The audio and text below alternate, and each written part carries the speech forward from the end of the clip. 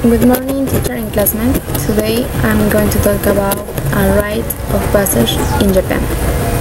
In Japan, the age of majority is met at age 20, and this is why the second Tuesday of January it celebrates Seihin Chiki, what it means coming of age.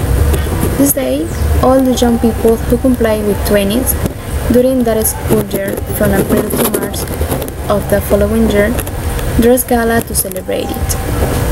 The girls carry a kimono called furisuit and the boys wear elegant costumes. All the streets are filled with these young people dressed for the occasion. This day is celebration of national jubilation, as it is the presentation of these new adults, which will become part of the active population. In the morning, young people receive speeches about their obligation as adults or the new responsibilities that will be faced in their new life. These speeches are carried out by authorities of the government.